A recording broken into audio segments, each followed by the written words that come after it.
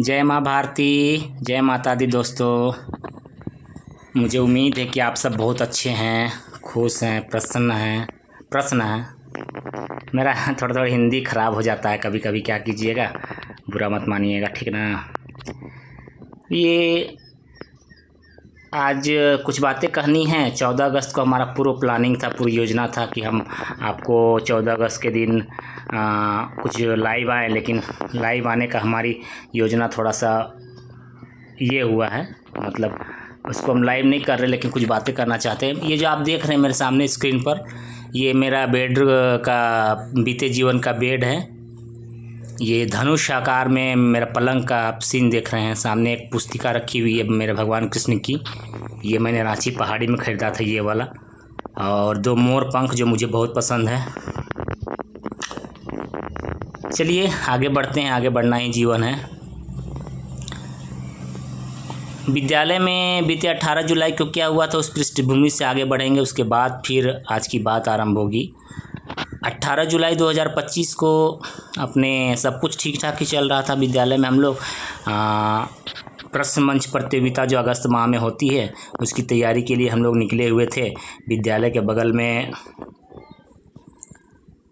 ये सब बातें आपके सामने फेसबुक में ऑलरेडी आ चुकी है, फिर भी वर्बली आपको हम बताना चाह रहे हैं, ठीक ना। 2 घटनाओं का जिक्र करेंगे, 18 जुलाई और 12 अगस्त का। उसके बाद जो मूल बात है आज कहना, वो कहेंगे, ठीक ना। 18 जुलाई 2025 को प्रश्न मंच की तैयारी के लिए हम लोग गए, तो हमारा प्रश्नकाल चल रहा था सखी जी से, हमारे भगवान जी से, जो हमारे दिव्य अवतारी जो जिनसे हमारा संगम हुआ है इस वृंदावन में हमारे पुराने घर पर। उन्होंने हमसे कह बैठा कि आप हमारे शिक्षक हैं, गुरु हैं, आचार्य हैं, तो अचानक आप हमको राधा बोलने क्यों लगे। हालांकि सब बातें क्लियर हो चुकी थी पहले, फिर भी उन्होंने हमसे सवाल किया। चूँकि इंटरव्यू सेशन चल रहा था ना, उस भारत सरकार या जो भी करवा रहे थे लोग को, तो सारी चीज़ें हो रही थी, तो वो बातें होना चाहिए था। तो मुझे बहुत गुस्सा लग गया, क्योंकि सब बातें क्लियर थी ऑलरेडी कि नारायण के जीवन में ही कान्हा का अवतरण हो गया है। नारायण के शरीर में ही, उसी घर, उसी गांव, उसी एथी में, उसी कस्बे में, उसी जगह में अवतरण हो गया, क्लियर हो चुका। तो उसके बावजूद भी सवाल कर दिए। मैं बिफर पड़ा बुरी तरह से और उनको समझाया गुस्से में। एक से 2 मिनट तक हम गुस्सा कर बैठे उनसे। मेरा गुस्सा झेल करके वो बैग पकड़ी और चली गई विद्यालय की ओर। 18 जुलाई 2025 की बात है, दोपहर के समय 2 बजे के आसपास की बात है ये।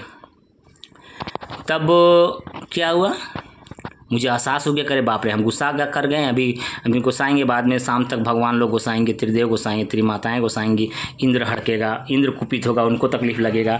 तुरंत गए हम विद्यालय की ओर, जहाँ गई 8 क्लास में थी, माफ़ी मांग ली जा करके कि हमको क्षमा कीजिए, हमसे भूल हो गई, हम आप पे गुस्सा हो गया। हम मुस्कुराते हुए हम वापस आ गए, हमने गुस्सा थूक दिया उसी वक्त और उनसे माफ़ी मांग लिया अपने भगवान जी से, हमें अपने महादेवी से। शाम हुआ। उस दिन धूप 4-5 दिन से काफ़ी तेज़ थी, तो लोग शिकायत कर रहे थे कि आप बारिश नहीं बुला रहे हैं आजकल। बारिश देखिए ना, पहले आषाढ़ माह में इतना बारिश आ गया, आपके कहने पर बारिश ही बारिश आ गया, अब और बारिश फिर बुलाइए। तो हमने इंद्र को ऐसे ही टाइप किया मैसेज, और टाइप करके मैंने स्क्रीनशॉट रख लिया कि इंद्र देखो, शाम तक हो सके तो बारिश भेजना, काफ़ी उमस है, गर्मी है इधर, और संध्या बेला 5 बजे हम घूमने निकलते हैं। चूँकि ट्यूशन हमारा हम ऑलरेडी ख़त्म कर चुके थे। 5 बजे घूमने निकले, जैसे ही घूमने निकले बादल छा गए उस दिन संध्या के समय, और बारिश आरंभ हो गई।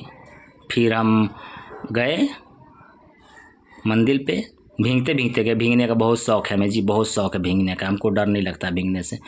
18 जुलाई की संध्या गए मंदिर पे, जयदेव मंडप में। जैसे कदम रखा, गर्जना आरंभ हो गया एकदम।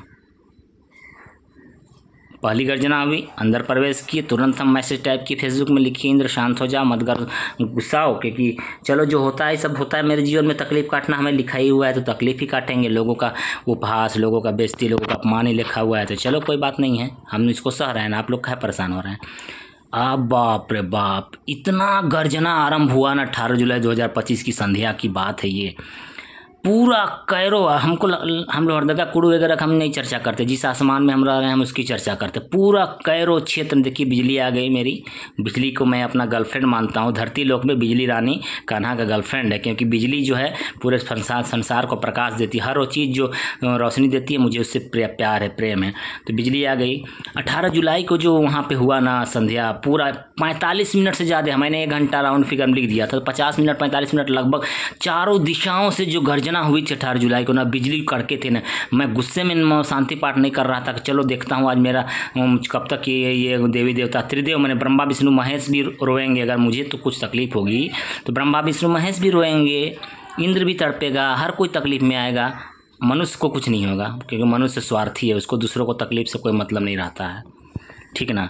तो 18 जुलाई की बात हो गई। पूरा आसमान तांडव मचा कर रखा था। कुछ जहाँ मैं ट्यूशन पढ़ाने जाता हूँ वहाँ पे तो कुछ बहनों ने लिख कर रखा था कि हे कान्हा शांत हो जाओ, आज ही कैरो को डुबा दोगे क्या तुम, ऐसा करके ऐसा कुछ उन्होंने लिखा था। एग्जैक्टली मैसेज मुझे ध्यान में नहीं है, लेकिन ऐसे ही इमोशन से थे।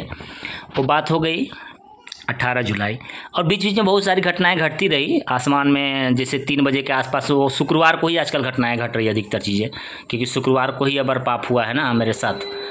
तो शुक्रवार को अबर क्या हुआ, वो 18 जुलाई से पहले 2 सप्ताह पहले भी 3 बजे इंद्र वज्र गिराने वाला था।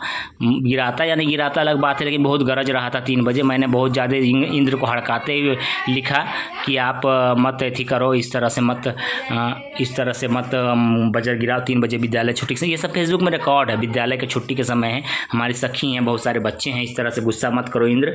तो इंद्र शांत हो गया। उसके बाद फिर गर्जा इंद्र अलग बात है, लेकिन 3 बजे गर्जना बंद हो गया। 4 जुलाई की बात है, 4 7 11 जुलाई की बात है। 18 जुलाई वाली घटना हमने आपको बता दिया। अब बढ़ते हैं आगे। 2 महीना कैसे बीता, 2 महीना बीतने जा रहा है। 17 अगस्त को मेरा आगमन का 2 माह हो जाएगा पूरा, और 16 अगस्त को भगवान कृष्ण का जन्मदिन है, जन्माष्टमी है। तो दोनों का जन्म का माह मैच कर जा रहा है, मिलान कर जा रहा है, द्वापर युग और स्वर्णिम युग का। इसलिए थोड़ी ऊर्जा का टकराव है मेरे साथ, इसीलिए थोड़ा असहज हैं आजकल। तो 12 अगस्त 2025 को विद्यालय में हम लोग गए हुए थे, सब ठीक ठाक चल रहा था। विद्यालय सबसे पहले पहुंचने का मेरा है, सबसे पहले सब चीज़ों को ठीक करना मेरा है काम है, सबसे ज़्यादा ख्याल रखना हम ही रखते रहे। बीते जीवन की बात बता रहा हूँ मैं। इस जीवन में तो मैंने जो ख्याल रखा है विद्यालय को, उसको युगों में कोई उसको पूरा नहीं कर पाएगा। जो मैंने किया है विद्यालय में पिछले 2 महीने में, ठीक ना, उसको कोई पूरे युग में नहीं कर पाएगा। तो मुझे महसूस हो जाता है कोई चीज़ पहले ही। देखिए ना, वंदना के समय मैंने सखी को 2 बार प्रणाम किया, नहीं वंदना के समय मैंने 1 ही बार प्रणाम किया, फिर मैंने पैर छू करके प्रणाम किया। अभी परसों दिन की बात है, 12 तारीख को। और वंदना के समय व्यवधान हो गया थोड़ा सा, मेरा मुट्ठी भींच रहा था। आपके पास वीडियो होगा, आप देख सकते हैं। मेरा मुट्ठी भींच रहा था 2-3-4 बार, मेरा मुट्ठी ऑटोमेटिक ज्वाइंट हो गया आपस में पूरा मुट्ठी, और मुझे लग रहा था कि मुझे कोई मार रहा है, ऐसा मुझे महसूस हुआ उस दिन वंदना के समय। वंदना बहुत शानदार हुआ कल का, परसों दिन का 12 तारीख का। हमारा वंदना में अपने सखी के साथ, अपने राधा रानी के साथ वंदना हमारी बहुत शानदार होती है, बहुत ही लाजवाब होती है। हम एक साथ करते हैं वंदना।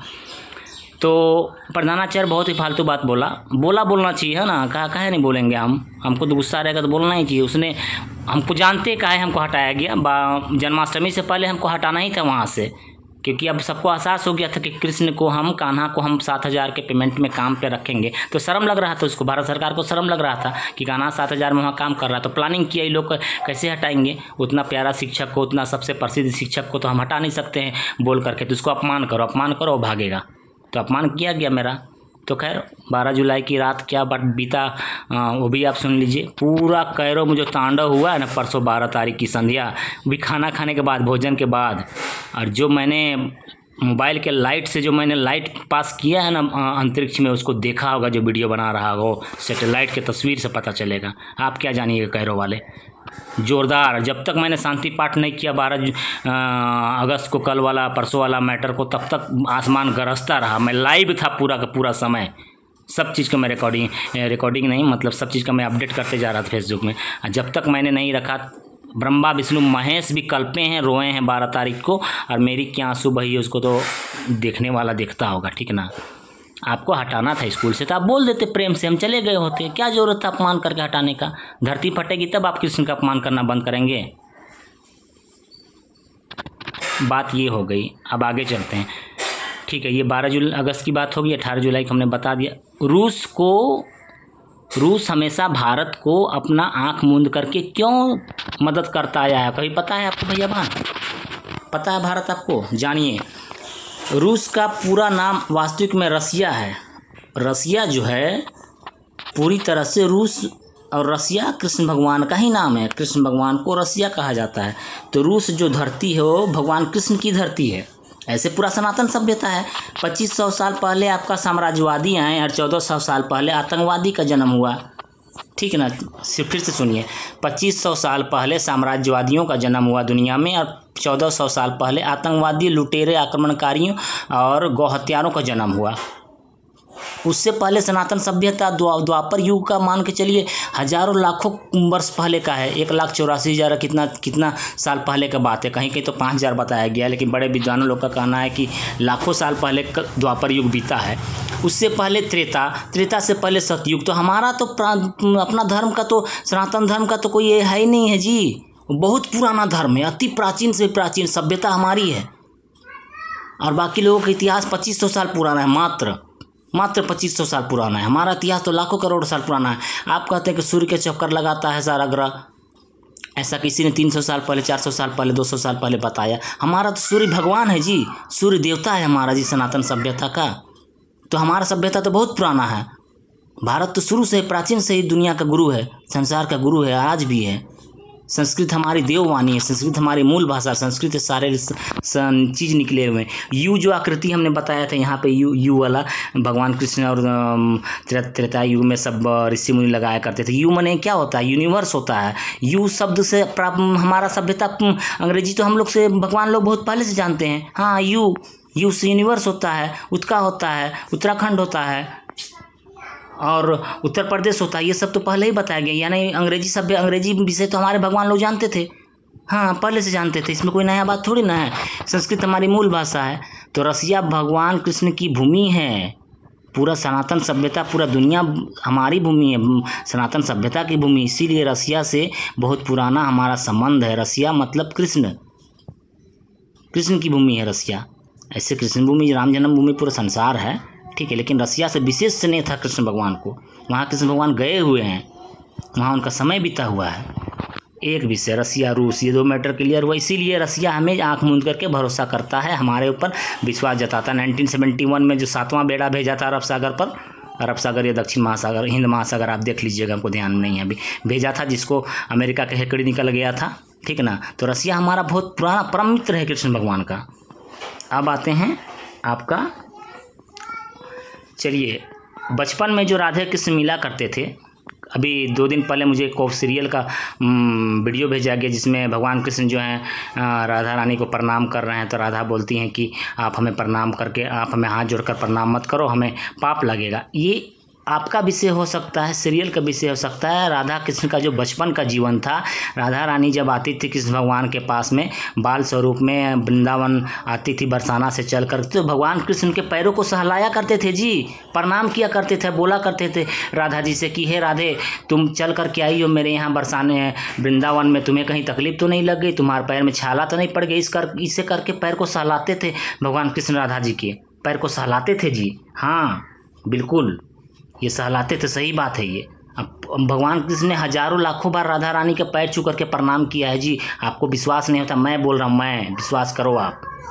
ये मत बोलो कि कृष्ण राधा को प्रणाम करने से कृष्ण को पाप, राधा को पाप लग जाएगा, वो सब अलग आपका विषय हो सकता है। वो द्वापर में ऐसा नहीं था। भगवान कृष्ण बचपन में बहुत सारे राधा के पैर पखारे हैं। पैर पखारे का मतलब पैर को उन्होंने सहलाया है दर्द से उनको, जब भी, क्योंकि राधा को कोई भी तकलीफ होता था तो कृष्ण को हो जाता था, कि कृष्ण राधा तो दोनों एक थे ना, दोनों एक थे। इस वजह से दोनों को, किसी को भी कुछ होगा तो क्यों हो सकता है, क्योंकि दोनों एक थे, इसीलिए तो संसार में इतनी समस्या हुई। आपको पता है, आपका कलयुग में इतने सारे सिंदूर क्यों उजड़ जाते थे समय से पहले, क्यों लोगों की बहनों को समस्याएं होती थी, क्यों लड़कियों को ससुराल में दिक्कत होती, क्योंकि राधा जी को सिंदूर नसीब नहीं हुआ, द्वापर युग में ससुराल नसीब नहीं हुआ, जिसके कारण से पूरे कलयुग में लड़कियों के साथ समस्याएं हो गई, बेटियों के साथ समस्याएं हो गई, पूरा कलयुग लड़कियों के साथ समस्याएं हो गई। सिंदूर उजड़ता रहा समय से पहले, लोगों को लड़ाइयाँ होती थी, झगड़े होते थे, प्रेम सफल नहीं होता था। क्यों? क्योंकि राधा और कृष्ण का प्रेम सफल नहीं हो सका द्वापर में, इसीलिए ये समस्याएं होती थी। सीता मैया का त्रेता युग में हुआ था, सबको पता ही है। भगवान राम उनको सपोर्ट नहीं किया और वो उनको धरती में समा गए। उस समय सीता जी का आह लग गया, द्वापर का आह लग गया कलयुग में, कलयुग का आह लग गया, नहीं लगना चाहिए कलयुग का। कलयुग में जो बुरा हुआ है स्वर्णिम युग में वो ठीक होना चाहिए, ठीक ना। तो आपका सिंदूर, ऑपरेशन सिंदूर सफल हो, इसके लिए आपको प्रयास करना चाहिए। फिर से कोई समस्याएं उत्पन्न ना हो आने वाले युगों में, आने वाले सालों में किसी भी लड़की के साथ समस्याएं ना हो, किसी को दुख न पड़े, किसी को आंसू न बजाए, किसी को तकलीफ न हो। इसकी समस्याओं का समाधान करने के लिए प्रकृति का शक्ति संतुलन करना चाहिए, प्रकृति का शक्ति संतुलन करना चाहिए। बहुत सारे बातें हैं कहने के लिए, ये सब कुछ बातें हम आपको शॉर्ट में कह रहे हैं, ठीक ना। और एक बात, कलयुग में कौन सी घटना क्या घटा, किस नेता का जयकारा लगाना है, किस सड़क छाप नोट छाप नेताओं का जयकारा लगाने के लिए आप मुझे बाध्य नहीं कर सकते। मैं राम और कृष्ण का नारा लगाऊंगा, सिर्फ राम और कृष्ण का नारा लगाऊंगा, और उसके अलावा मैं किसी को जानता भी नहीं हूँ, समझे।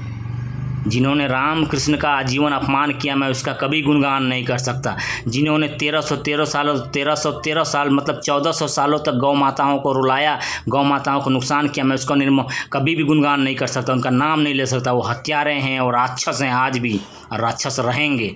उन्हें आने वाले 5000 सालों तक उनको अपना पाप धोना पड़ेगा, तब हमारी कोई पीढ़ी आएगी या हम रहेंगे, तब हम उनका गुणगान करेंगे। अभी हम किसी का नाम नहीं ले सकते।